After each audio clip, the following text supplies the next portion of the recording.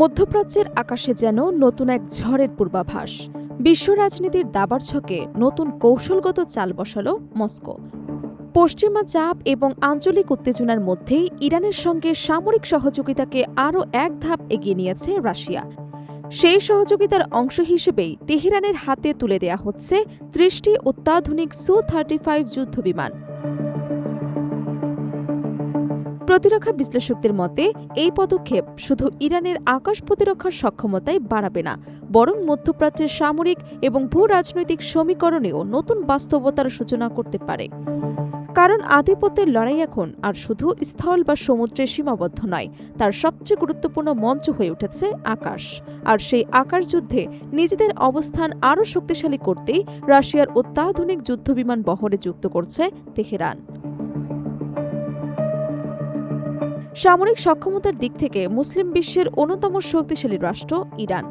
ক্ষেপণাস্ত্র প্রযুক্তি, ড্রোন কর্মসূচি এবং দেশীয় প্রতিরক্ষা শিল্পে উল্লেখযোগ্য অগ্রগতির মাধ্যমে বহু বছর ধরেই মধ্যপ্রাচ্যের অন্যতম গুরুত্বপূর্ণ সামরিক শক্তি হিসেবে নিজেদের প্রতিষ্ঠিত করেছে তেহরান। যুক্তরাষ্ট্র এবং ইসরায়েলের ধারাবাহিক নিষেধাজ্ঞা, অর্থনৈতিক চাপ এবং কূটনৈতিক বিচ্ছিন্নতার চেষ্টার মধ্যেও নিজেদের প্রতিরক্ষার সক্ষমতা বাড়ানোর কার্যক্রম অব্যাহত রেখেছে দেশটি। তবে একটি ক্ষেত্রে দীর্ঘদিন ধরে পিছিয়ে ছিল ইরান: আধুনিক যুদ্ধবিমান। ইরানের বিমান বাহিনীর বড় অংশ এখন মার্কিন F-4 ফ্যান্টন, F-5 টাইগার এবং সোভিয়েত আমলের কিছু যুদ্ধবিমানের ওপর নির্ভরশীল। এসব যুদ্ধবিমান বহু পুরনো প্রযুক্তির হওয়ায় আধুনিক আকাশযুদ্ধে কার্যকারিতা নিয়ে দীর্ঘদিন ধরেই প্রশ্ন ছিল। সেই সীমাবদ্ধতা কাটাতেই এবার বড় পদক্ষেপ নিয়েছে রাশিয়া। বিভিন্ন আন্তর্জাতিক গণমাধ্যমের তথ্য অনুযায়ী চলতি বছরের শেষ নাগাদ ইরানের কাছে ৩০টি অত্যাধুনিক সু-35 যুদ্ধবিমান হস্তান্তরের প্রস্তুতি চলছে। প্রতিবেদনে বলা হয়েছে, এরই মধ্যে ২০টি যুদ্ধবিমানের উৎপাদন সম্পন্ন হয়েছে এবং বাকি ১০টি ডিসেম্বরের মধ্যে সম্পন্ন হবে। ইরানের বিমান ঘাঁটির অবকাঠামোগত উন্নয়ন শেষ হলে ধাপে ধাপে এসব যুদ্ধবিমান দেশটির বিমান বাহিনীতে যুক্ত করা হবে।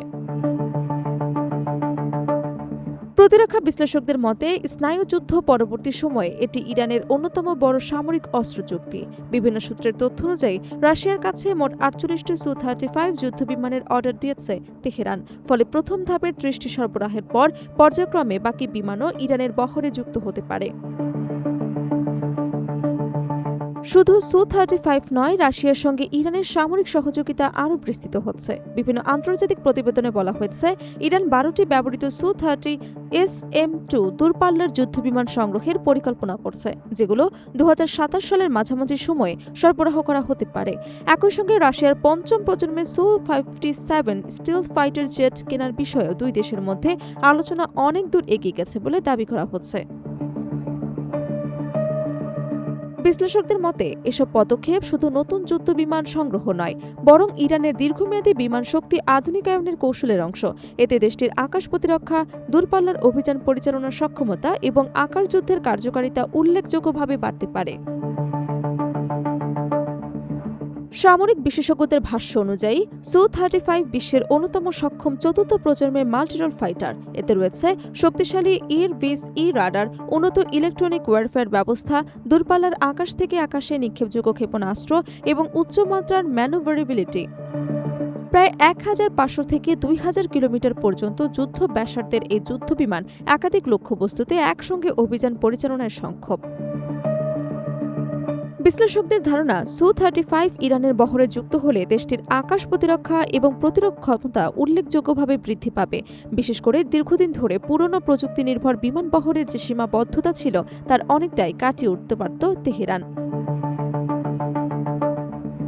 বর্তমান মধ্যপ্রাচ্যের পরিবর্তিত সামরিক বাস্তবতায় রাশিয়া ইরানের এই ক্রমবর্ধমান প্রতিরক্ষা সহযোগিতাকে অত্যন্ত তাৎপর্যপূর্ণ হিসেবে দেখছেন আন্তর্জাতিক বিশ্লেষকরা। তাদের মতে, এই যুদ্ধবিমান সরবরাহ আঞ্চলিক সামরিক ভারসাম্যে নতুন সমীকরণ তৈরি করতে পারে। তবে এর প্রকৃত প্রভাব পড়বে বিমানগুলো কত দ্রুত ইরানের বহরে যুক্ত হয়, কিভাবে সেগুলো পরিচালনায় আনা হয় এবং অঞ্চলের অন্যান্য দেশ এই পরিবর্তনের কী ধরনের কৌশলগত প্রতিক্রিয়া দেখায় তার উপর।